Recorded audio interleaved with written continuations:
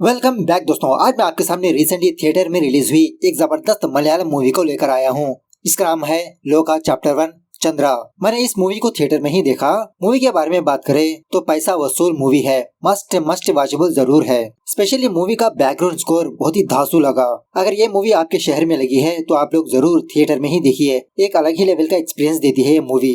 इस मूवी में बड़े बड़े एक्टर्स भी एज ए गेस्ट रोल किया है। तो अब चलिए फटाफट से वीडियो को स्टार्ट कर लेते हैं। उससे पहले लुटा दो प्यार, फॉलो ऑन इंस्टाग्राम। कहानी की शुरुआत में ही स्वीडन के एक वॉर एरिया को दिखाया जाता है। मतलब किसी बिल्डिंग में जबरदस्त तरीके से फायरिंग होती रहती है। उसी पुराने बिल्डिंग में चंद्रा नाम की एक लड़की को दिखाया जाता है। तभी ये चंद्रा प्रकाश नाम के एक बंदे को फोन करती है। प्रकाश पूछने लगता है, क्या तुमको वो चीज मिली? चंद्रा कहने लगती है, हाँ मुझे मिल गई। प्रकाश मोटिवेट करने लगता है कि तुम हार मत मानो, तुमको किसी भी तरह से यहाँ पर आना होगा। थोड़ी देर के बाद तुम्हारे पास गार्ड्स आने वाले हैं। उसके बाद एक लेडी गार्ड इस चंद्रा के पास आती है, शायद इसको मारने के लिए। लेकिन ये चंद्रा इस बंदी को चकमा देकर वहाँ से भाग निकलती है। उस बिल्डिंग के बाहर काफी सारे गार्ड्स होते हैं, उन सारे लोगों को भी चकमा देकर भाग जाती है। खैर दूसरे सीन में चंद्रा इंडिया वापस आती है। एयरपोर्ट के पास वही प्रकाश इसका इंतजार करते रहता है। चंद्रा पूछने लगती है कि मुझे यहाँ पर क्यों बुलाया गया है? प्रकाश कहने लगता है, मुझे भी पता नहीं, उन्होंने तुम्हें बुलाने के लिए कहा, वो तुम्हें बाद में बताएंगे। इसी प्रकाश के साथ साथ एक टैक्सी ड्राइवर होता है, यहाँ का लोकल होता है। उसके बाद प्रकाश चंद्रा को लेकर एक बूढ़े बंदे के पास ले जाता है। चंद्रा इस बूढ़े बंदे को ऑलरेडी जानती होती है। बूढ़ा बंदा चंद्रा को देखकर बहुत खुश होने लगता है, क्या तुम अभी भी जिंदी हो? इस तरह से चंद्रा के कुछ फेक डॉक्यूमेंट्स बनाने लगता है, वही Aadhaar card, pan card, passport. Chandra से कहने लगता है कि अगली बार जब तुम मेरे पास आओगी शायद मैं यहाँ पर नहीं रहूंगा, मेरा बेटा सारा काम जानता है, ये तुम्हारी मदद कर देगा। उसके बाद प्रकाश चंद्रा को एक फ्लैट के पास ड्रॉप करता है। कहने लगता है कि आज के बाद से तुम यहीं पर रहोगी और तुम अपना बहुत ही लो प्रोफाइल मेंटेन करो। फिजूल के झगड़े में अपना हाथ पैर मत मारो। अगर तुमको किसी भी चीज की जरूरत हो तो तुम इस ड्राइवर कुमार से कांटेक्ट करो, ये सारी चीजें तुम्हें लाकर देगा। उसके बाद चंद्रा इस फ्लैट के अंदर आकर इस फ्लैट की अच्छे से सफाई करने लगती है। इसी फ्लैट के अंदर एक हिडन कमरा भी होता है जिसमें बहुत ही पुरानी चीजें होती है। उसके बाद पुराने न्यूज़पेपर्स के जरिए से सारे खिड़कियों को ब्लॉक कर देती है। इसी दरमियान में जब दूसरी खिड़की को भी बंद करने वाली होती है तो तभी चंद्रा अपोजिट फ्लैट में एक लड़के को देखती है। बंदे का नाम होता है सन्नी। थोड़ी देर तक इन दोनों के बीच लाइन में टक्कर चलने लगता है। पहली नजर में चंद्रा इसको भा जाती है और चंद्रा भी सन्नी को ऐसे ही देखती रहती है। खैर थोड़ी देर के बाद सन्नी की एक्स गर्लफ्रेंड अपने बॉयफ्रेंड के साथ सन्नी के फ्लैट पर आती है, सन्नी की बहरी बिल्ली को वापस करने के लिए। इस तरह से बिल्ली इसको देकर चली जाती है। सन्नी के दो बेस्ट फ्रेंड्स होते हैं। सन्नी अपने दोनों फ्रेंड से कहने लगता है कि आज ही हमारे अपोजिट फ्लैट में एक बहुत ही खूबसूरत लड़की आई है। ये तीनों हमेशा अपने फ्लैट में ड्रिंक करते हुए आवारागर्दी करते रहते हैं, बस नाम के लिए स्टूडेंट्स होते हैं साले। दूसरी तरफ वो चंद्रा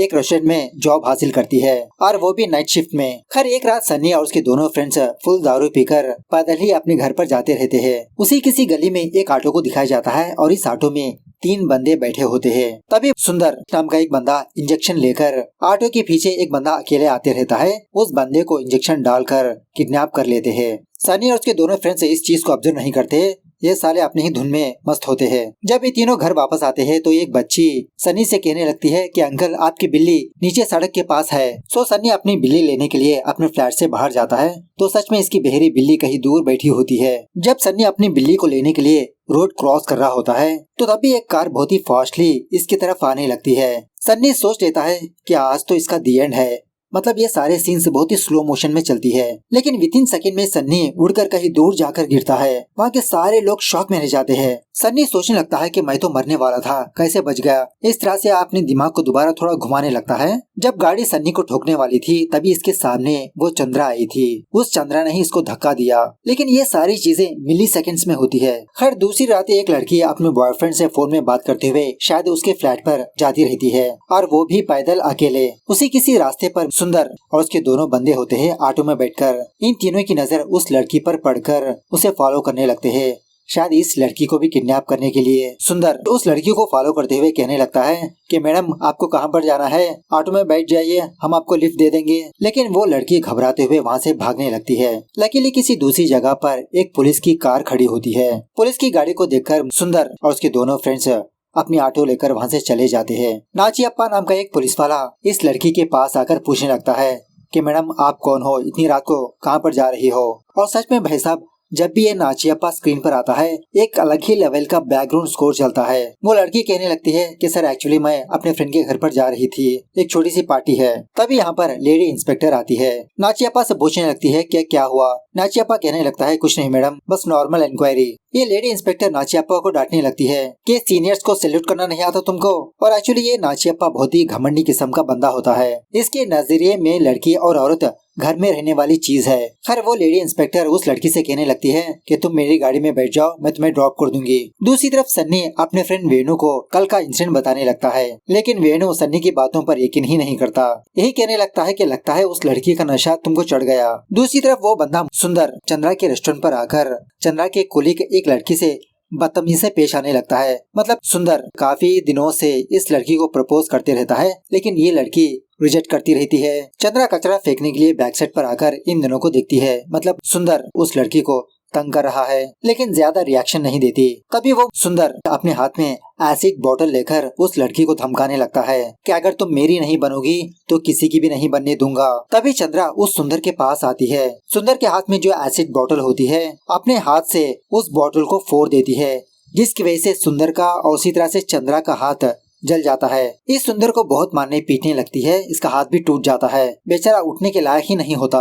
खैर दूसरे दिन उस नाचियप्पा की माँ नाचियप्पा के लिए एक लड़की देखती है शादी के लिए। नाचियप्पा अपनी माँ से कहने लगता है कि माँ मैं शादी शहर की लड़कियों से नहीं करूँगा, बहुत ही खतरनाक लड़कियाँ हैं, किसी गांव की लड़की देखो मेरे लिए। उसके बाद नाचियप्पा एक गैंग के पास आता है और उसी जगह पर वो बंदा सुंदर भी होता है जो बहुत बड़े गुंडे का भाई होता है। तभी एक और बड़ा गुंडा नाचियप्पा को फोन करके कहने लगता है कि कुछ दिनों के बाद मेरा कंटेनर आने वाला है, तुम यूनिफॉर्म में जाकर उस कंटेनर को सेफली मेरे अड्डे पर लाओ। नाचियप्पा कहने लगता है कि उस दिन मुझे नाइट ड्यूटी है, किसी और को अरेंज कर लो तुम। शॉकिंगली इसी कॉन्फ्रेंस में वो लेडी इंस्पेक्टर भी होती है। नाचियप्पा से कहने लगती है कि मैं नाइट ड्यूटी के बारे में संभाल लूंगी, तुम काम कर लो वो। और एक्चुअली फोन में बात करने वाला और कोई नहीं इस लेडी इंस्पेक्टर का भाई होता है। मतलब ये सारे के सारे लोग क्रिमिनल्स होते हैं। नाचियप्पा, वो लेडी इंस्पेक्टर, सुंदर का भाई। उसके बाद नाचियप्पा इस सुंदर को डांटने लगता है कि मैंने तुमको सारे पैटर्न्स बताया, कहाँ पर सीसीटीवी कैमरा है, कैसे बिहेव करना है, लेकिन फिर भी उस रात तुम गलती करने लगे थे। और वैसे तुम्हारे हाथ को चेहरे को क्या हुआ। दूसरा बंदा नाचियप्पा से कहने लगता है कि एक लड़की ने इसको बहुत मारा पीटा। नाचियप्पा कहने लगता है छी, एक लड़की से मार खाए, शर्म नहीं तुमको। सुंदर कहने लगता है मुझे लगता है कि वो लड़की है ही नहीं, अगर वो लड़की तुम्हारे सामने भी आएगी तो तुम्हारी भी फट के रह जाएगी। नाचियप्पा कहने लगता है चलो मुझे अभी के अभी उस लड़की को दिखाओ, देखते हैं कितना दम है उसके अंदर। सो सुंदर नाचियप्पा को लेकर उस रेस्टोरेंट पर जाकर चंद्रा को दिखाने लगता है कि उसी लड़की ने मुझे मारा पीटा। खैर उसके बाद चंद्रा की तबीयत ठीक न होने की वजह से वो ऑटो लेकर कहीं पर जाने लगती है। उसी ऑटो में सन्नी भी बैठा होता है, मतलब शेयरिंग ऑटो होता है। इसे बात करने की कोशिश करने लगता है कि तुम्हारा नाम क्या है, उससे पहले कहाँ पर थी, कहाँ पर जा रही हो। और उसी तरह सन्नी चंद्रा का हाथ जला हुआ भी देखता है। चंद्रा फटाक से अपने हाथ को कवर करने लगती है। इसी बातों में सन्नी चंद्रा को अपने फ्रेंड के एक बर्थडे पार्टी पर इनवाइट करता है। चंद्रा कहने लगती है ठीक है, अगर मुझे टाइम मिला तो आ जाऊंगी। उसके बाद शॉकिंगली चंद्रा बर्थडे पार्टी पर सन्नी के फ्लैट पर जाती है। एक्चुअली सन्नी ने एक्सपेक्ट नहीं किया था कि चंद्रा आएगी। चंद्रा को देखकर सन्नी का एक और फ्रेंड भी फ्लैट हो जाता है। इसी पार्टी के दरमियान में सन्नी चंद्रा के हाथ को देखता है, जो जला हुआ था वो टोटली क्यूर हो चुका होता है। वही कि एक न्यूज़पेपर में चंद्रा उस बूढ़े बंदे की फोटो देखती है जो इसकी मदद की थी, फेक डॉक्यूमेंट्स बनवाया था। वो बंदा मर चुका होता है, उसका क्रिमेशन भी होने वाला होता है। ये देखकर चंद्रा थोड़ा अपसेट होने लगती है। थोड़ी देर के बाद नाचियप्पा और एक और पुलिस वाला सन्नी के फ्लैट पर आते हैं। फ्लैट की चेकिंग करने पर थोड़ा गांजा वगैरह भी होता है। सन्नी और उसके फ्रेंड्स नाचियप्पा को मनाने की कोशिश करने लगते हैं कि सर एक छोटी सी बर्थडे पार्टी है सर, स्पेशली ये नाचियप्पा उस चंद्रा के लिए आया होता है, जानबूझ के उसको हरास करने के लिए। अब ऑफ कोर्स पार्टी में कुछ लड़कियां भी होती है। नाचियप्पा लड़कियों की चेकिंग करने लगता है कि अपने हाथ ऊपर उठाओ, पॉकेट में क्या छुपा के रखा है। लड़कियों को जितना भी हरास करे चंद्रा चुपचाप खड़ी होती है। बाद में नाचियप्पा खुद चला जाता है कि वॉल्यूम थोड़ा कम करके पार्टी करो। उसके बाद चंद्रा सन्नी को थैंक यू बोलकर दोबारा अपने फ्लैट पर जाने लगती है। सन्नी का दूसरा फ्रेंड जानबूझकर चंद्रा को ड्रॉप करने के लिए उसके फ्लैट पर जाने लगता है। अब ये देखकर बेचारे सन्नी की जलने लगती है। सन्नी का फ्रेंड वहीं पर ना बस करते हुए चंद्रा के फ्लैट के अंदर भी जाने लगता है। खैर सुबह होने के बाद सन्नी के फ्रेंड की माँ, वही नाइजेल की माँ, सन्नी को फोन करने लगती है। पूछने लगती है कि वो नाइजेल कहाँ पर है, कब से उसको फोन कर रही हूँ, वो मेरा फोन पिक ही नहीं कर रहा। सन्नी यही जानने के लिए चंद्रा के फ्लैट के पास जाकर दरवाजा खटखटाने लगता है। सन्नी की आवाज सुनकर चंद्रा तो दरवाजा ओपन नहीं करती, अंदर से ही जवाब देने लगती है कि मेरे फ्लैट में कोई भी नहीं है, सन्नी तुम यहाँ से जाओ। इस तरह से बहुत ही रूडली बात करने लगती है। जब सन्नी वहाँ से जा रहा होता है तो वो बंदा प्रकाश चंद्रा के फ्लैट पर आने पर चंद्रा फ्लैट का दरवाजा ओपन करती है। सन्नी यही सोचने लगता है कि ये बंदा कौन है और इसको अपने फ्लैट के अंदर क्यों बुला लिया, मुझे क्यों नहीं बुलाया। जब वापस अपने फ्लैट पर आता है तो वो नाइजिल वेन्यू को कुछ वॉइस नोट्स भेजा होता है कि मैं एक जगह पर फंसा हुआ हूँ, अगर तुम दोनों यहाँ पर आओगे तो बहुत अच्छा होगा। वेन्यू तो बहुत ही लाइटली लेने लगता है, लेकिन सन्नी को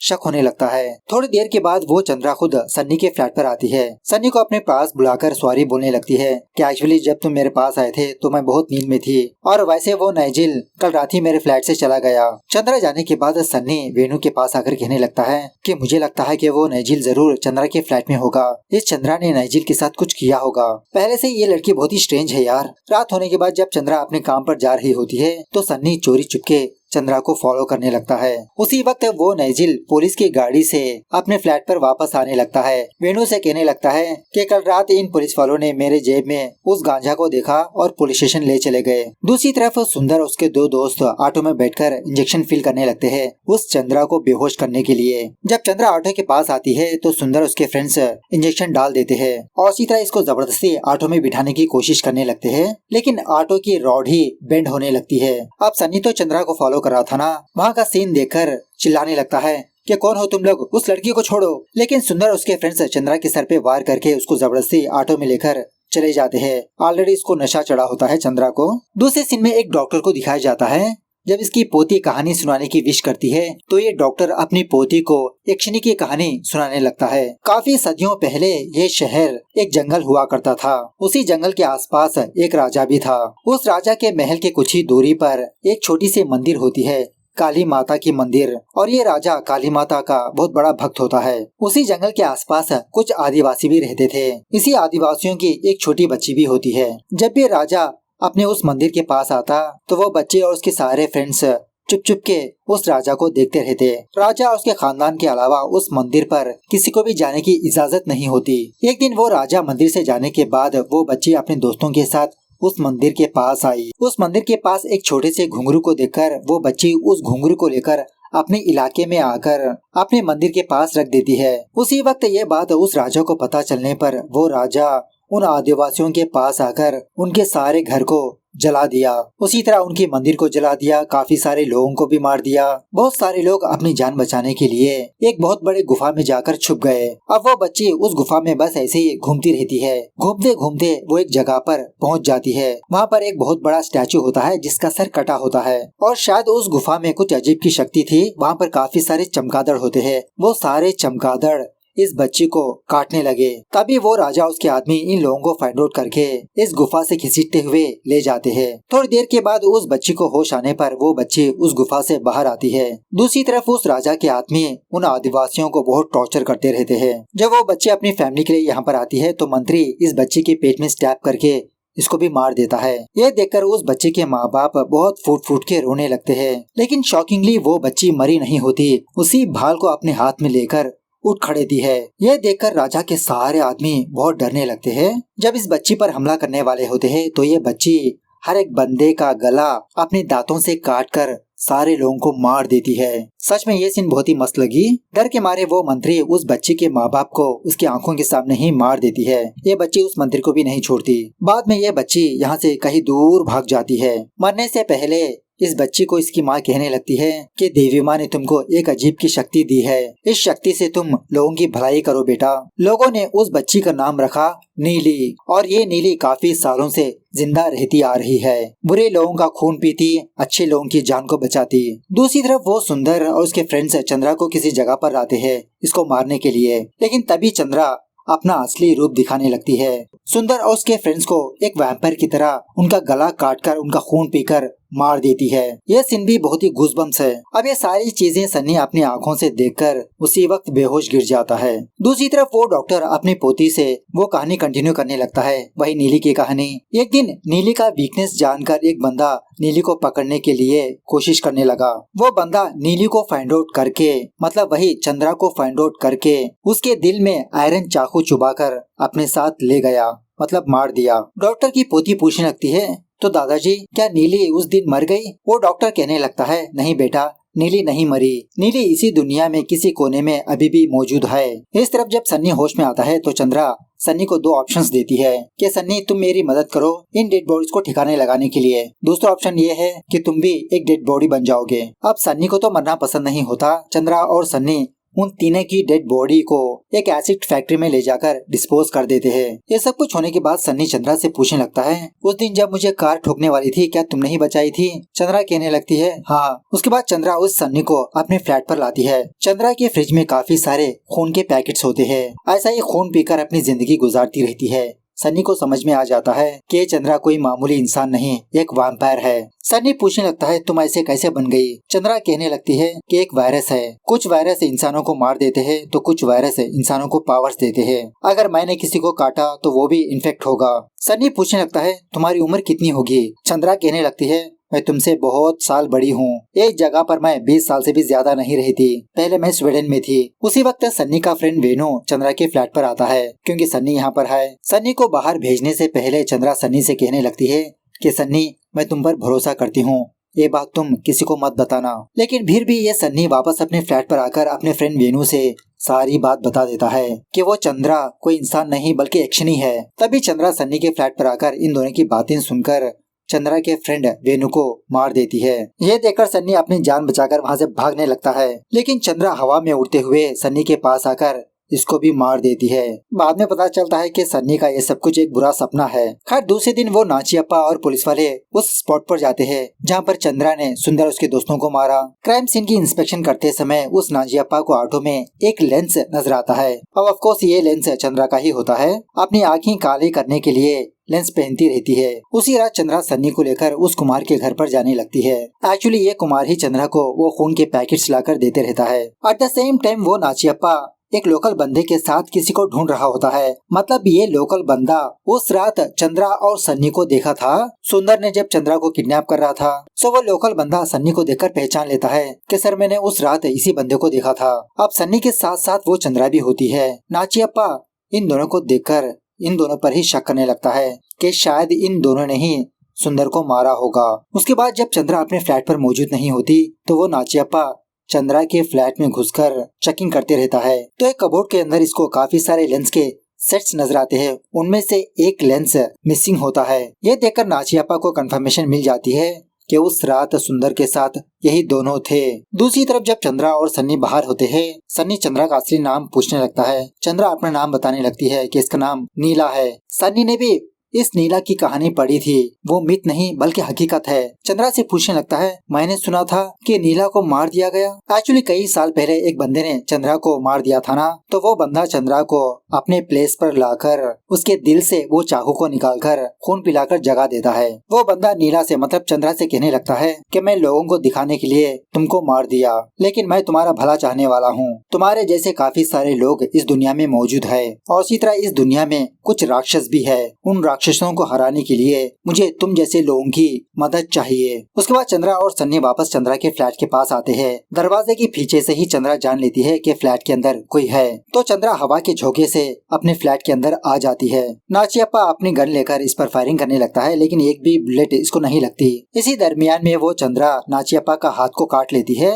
उसी वक्त वो सन्नी भी बुलेट्स की आवाज सुनकर फ्लैट पर आता है। जब सन्नी को जाने के लिए कहती है, इसी दरमियान में वो नाचियप्पा अपनी गन लेकर चंद्रा पर फायर करता है, लेकिन वो बुलेट सन्नी के पेट में लग जाती है। अब बाकी लोग यहाँ पर ना आए, इसीलिए वो नाचियप्पा ऊपर से नीचे जंप लगाकर वहाँ से भाग निकलता है। उसके बाद चंद्रा जख्मी हुए सन्नी, वेणु और नाइजल को एक पुराने हॉस्पिटल पर लाती है जहाँ पर कोई भी मौजूद नहीं होता। सन्नी को बहुत ही ब्लीडिंग होती रहती है क्योंकि इसके पेट में बुलेट है और इस खून को देखकर चंद्रा का मन चल चलाने लगता है। उसी वक्त सारे टीवी न्यूज चैनल्स में यही न्यूज चलने लगती है कि चंद्रा और सन्नी बहुत बड़े क्रिमिनल्स है, स्पेशली चंद्रा एक टेररिस्ट है। चंद्रा उस वेणु से कहने लगती है कि मैं जैसा कह रही हूँ तुम वैसा करते जाओ, पहले हम लोगों को ब्लीडिंग रोकनी होगी। वेणु इसकी बात को नहीं मानता कि मुझे ये सब कुछ करना नहीं आता, मैं सन्नी को लेकर हॉस्पिटल जा रहा हूँ। चंद्रा सिंगल हैंड से इस वेणु को हवा में लटका देती है। तब जाके वेणु और नाइजल को समझ में आता है कि ये कोई मामूली लड़की नहीं, इसके अंदर कुछ पावर्स है। उसके बाद चंद्रा उस प्रकाश को फोन करके सारी बात बताने लगती है। उस प्रकाश के पास मुतुन नाम का एक बंदा होता है, वह इन सारे लोगों का बड़ा। प्रकाश चंद्रा से कहने लगता है कि तुम वो सारे काम निपटा कर फटाफट से यहाँ पर आ जाओ, मुतुन तुमको बुला रहे हैं। दूसरे सीन में एक बार को दिखाया जाता है और उस बार में एक टीवी पर इसी चंद्रा और सन्नी की न्यूज चलती रहती है। यह न्यूज देखकर एक ऑटो वाला बंदा जिसने चंद्रा और सन्नी को उस पुराने हॉस्पिटल पर ड्रॉप किया, वो पुलिस वालों को फोन करके लोकेशन बताने लगता है। इसी बार में एक बंदा बैठा होता है जो उस ऑटो वाले की बातें सुन लेता है। ये बंदा कौन है हमको आगे पता चलेगा। दूसरी तरफ इसी चंद्रा के बारे में किसी मिनिस्टर को पता चलने पर मिनिस्टर ऑर्डर दे देता है कि उस लड़की को पकड़ो। दूसरी तरफ वो पुलिस वाला नाचियप्पा अपनी माँ के साथ हॉस्पिटल पर आता है। क्योंकि ये जख्मी है ना, तो अचानक से इस नाचियप्पा को छोटी सी छोटी आवाजें सुनाई देने लगती है, जैसे इसकी माँ की हार्ट बीट, कहीं दूर की बच्चे की रोने की आवाज। तभी वो लेडी इंस्पेक्टर नाचियप्पा के पास आकर एक छापड़ लगाती है कि तुम्हारी वजह से वो दोनों भाग गए। एक्चुअली ये दो पुलिस वाले और इसी तरह से इस इंस्पेक्टर का भाई ह्यूमन ऑर्गन्स की ट्रैफिकिंग करते रहते हैं। इंस्पेक्टर कहने लगती है कि अगर उन दोनों में से कोई भी मीडिया के पास गए तो हमारी वॉट लग जाएगी, तुम चुपचाप बैठो, यहाँ से मैं देख लूंगी। और थोड़ी देर के बाद वो डॉक्टर जिसने अपनी पोती को कहानी सुनाई थी ना, वो नाचियप्पा को देखने के लिए हॉस्पिटल पर आता है। पूछने लगता है क्या उस लड़की ने तुमको कहीं पर काटा? अरे लगता है इन्फेक्शन काफी दूर फैल चुका है। नाचियप्पा पूछने लगता है कि आखिरकार वो लड़की कौन है? डॉक्टर कहने लगता है वो कोई नॉर्मल इंसान नहीं है। हम कहानियों में सुनते हैं ना, पिशाच, शैतान, यक्षिनी, वैसे ही वो एक यक्षिनी है। और वैसे मैं तुम्हारा ब्लड लेकर जा रहा हूँ टेस्ट के लिए, बाद में मिलते हैं। इस तरफ चंद्रा उस सन्नी की बहुत ही केयरिंग करती रहती है। सन्नी से कहने लगती है कि सन्नी मुझे यहाँ से जाना होगा, तुम मीडिया के पास जाकर सिर्फ यही बता दो कि उन सारे लोगों को मैं नहीं मारा, सारा इल्जाम मुझ पर डाल दो। सन्नी पूछने लगता है तुमको सनलाइट के अलावा और कौन सी वीकनेस है? चंद्रा कहने लगती है हार्ट, अगर मेरा दिल रुक गया तो मैं मर जाऊंगी, और उसी तरह से मैं किसी को काटूंगी तो उसके शरीर में भी वो वायरस फैल जाएगा। अगर उसकी बॉडी स्ट्रांग है तो वो भी मेरे जैसे बन जाएगा, अगर वीक है तो कुछ ही घंटों में उसकी मौत हो जाएगी। तुम्हारी बॉडी बहुत ही वीक है सन्नी, क्योंकि तुमने काफी सारी दारू पी। दूसरी तरफ उस नाचियप्पा के शरीर में काफी सारे चेंजेस आने लगते हैं। हर सुबह होने के बाद दो पुलिस वाले उस पुराने हॉस्पिटल के पास पहुंच जाते हैं। तभी चंद्रा एक पुलिस वाले के पीछे आकर खड़ी थी है। उसी वक्त दूसरा पुलिस वाला पीछे से उस चंद्रा के सर पे गोली मारकर मार देता है। सो गोली मारने वाला बंदा थोड़ा बाहर जाकर अपने हायर ऑफिसर को फोन करने लगता है। उसी वक्त इस बंदे को ऐसा एहसास होने लगता है कि इसके आसपास कोई है। इस बंदे के सामने चातन नाम का एक बंदा आता है, वही टोविनो थॉमस। इस चातन के पास एक बहुत ही अजीब की एबिलिटी होती है, वो सामने वाले के मैन को डाइवर्ट कर सकता है, इल्यूजन में डाल सकता है। इस तरह से ये चातन इस पुलिस वाले को एक इल्यूजन में फंसा देता है। दूसरा जो पुलिस वाला होता है इसको भी जख्मी करके सुला देता है। उसके बाद ये चातन अपने पावर की मदद से चंद्रा के सर की गोली निकालने पर चंद्रा दोबारा जिंदा हो जाती है। और थोड़ी देर के बाद वो नाचियप्पा इस पुराने हॉस्पिटल पर आता है, लेकिन इससे पहले ये सारे लोग वहाँ से निकल चुके होते हैं। वहाँ पर ऑलरेडी दो पुलिस वाले होते हैं ना जख्मी। नाचियप्पा उन दोनों का गला काटकर खून पीकर उन दोनों को मार देता है। इस तरफ ये सारे लोग जॉनी नाम के एक बंदे के पास आते हैं जिसका बहुत बड़ा वार होता है। चंद्रा उस प्रकाश को फोन करके कहने लगती है कि वो नाचियप्पा इन्फेक्ट हुआ, मैं उसे हैंडल करके वापस आ जाऊंगी। प्रकाश कहने लगता है तुम अकेले उसे हैंडल नहीं कर सकती, क्योंकि वो नया इन्फेक्ट हुआ है ना, बहुत ही पावरफुल होगा। कुमार तुम्हारे पास नया पासपोर्ट और टिकट के साथ आएगा, तुम्हें वहाँ से निकलना होगा। दूसरी तरफ वो लेडी पुलिस ऑफिसर उस पुराने हॉस्पिटल के पास आती है। दो पुलिस वाले मरे पड़े होते हैं। तभी इसके सामने वो नाचियप्पा आता है और इसका भी खून पी के मार देता है। इस तरफ वो जॉन सारे लोगों को अपने बेसमेंट में भेज देता है। वो चातन चंद्रा से कहने लगता है कि मैं काम से दूसरी जगह पर जा रहा हूँ और मेरे साथ चार्ली भी आ रहा है, सो तुम लोग अपना ख्याल रखो, जिंदा रहोगे, दोबारा मिलेंगे। रात होने के बाद ये नाचियप्पा अपनी माँ को अपने सामने बिठाकर यही बात करने लगता है कि मैं एक भगवान हूँ, भगवान, मुझे कोई नहीं मार सकता। इस तरह से अपनी माँ को भी मार देता है। इस तरफ बेसमेंट में चंद्रा अपने बॉयफ्रेंड की फोटो सन्नी को दिखाने लगती है, जो हूबहू सन्नी ही की तरह नजर आता है। मतलब ब्रिटिश के जमाने में ये बंदा चंद्रा का बीएफ था। उस टाइम एक बंदा चंद्रा को मारने के लिए आया था, तो उस बंदे ने अपनी जान दे दी चंद्रा के लिए। तभी जॉन चंद्रा के पास आकर कहने लगता है कि तुमने सुंदर नाम के एक बंदे को मारा ना, वो बंदा गजेंद्र नाम के एक बहुत बड़े गैंगस्टर का भाई है, उसकी पहुंच बहुत बड़ी है, एक खतरनाक स्क्वाड के साथ यहाँ पर आने वाला है। तो सच में थोड़ी ही देर में एक बहुत बड़ी फोर्स जॉन के बार के पास आती है। चंद्रा अपने सारे वेपन्स को रेडी करके सन्नी, वेनु, नाइजिल से कहने लगती है कि तुम तीनों यहीं पर रुको। इस तरह से ऊपर जाकर जबरदस्त तरीके से फाइट करते हुए सारे फोर्स को मार देती है। तभी यहाँ पर वो नाचियप्पा भी आता है। कहने लगता है कि मुझे पता है हमारे जैसे लोग काफी है और इन सारे लोगों का एक लीडर होगा ना, मुझे उस लीडर से मिलना है। चंद्रा विथिन सेकेंड में नाचियप्पा को मारने के लिए आती है चाकू लेकर, लेकिन नाचियप्पा भी बहुत ही फास्ट होता है, इसका हाथ पकड़ लेता है। कहने लगता है अच्छा तो हमारी वीकनेस हार्ट है। इस तरह से इन दोनों के बीच जबरदस्त तरीके से फाइट होने लगती है। चंद्रा के मुकाबले में ये नाचियप्पा बहुत ही पावरफुल होता है, चंद्रा को बहुत मारते पीटते रहता है। चंद्रा की मदद के लिए सन्नी भी गन लेकर उस नाचियप्पा पर फायर करने लगता है। लेकिन इसी फाइट के दौरान चंद्रा नाचियप्पा के हार्ट में वो चाकू चुबा देती है। चंद्रा उसकी लाश को प्रकाश के पास ले जाने पर प्रकाश उसकी लाश को किसी जगह पर सेफली रख देता है। ये सब कुछ होने के बाद चंद्रा सन्नी से कहने लगती है कि सन्नी अब मुझे जाना होगा। इस तरह से इसको एक हक देकर वहाँ से चली जाती है। सन्नी चंद्रा को बहुत मिस करने लगता है। उसके बाद सीन थोड़ा सा फ्लैशबैक में जाने लगता है। चंद्रा जॉन के बार पर आने से पहले जॉन के बार पर कुछ गुंडे बैठे होते हैं। सो वो जॉन इन सारे गुंडों को बेसमेंट में भेजने लगता है किसी से मिलवाने के लिए। वहाँ पर चार्ली नाम का एक बंदा निंजा बनकर इन सारे लोगों को मार देता है। ये बंदा और कोई नहीं DQ होता है। इस तरह से ये मूवी यहाँ पर दी एंड होती है। सो मूवी कैसे लगी कमेंट करके बताना जरूर। मिलता है अगली वीडियो में, तब तक take care, bye bye, see you soon.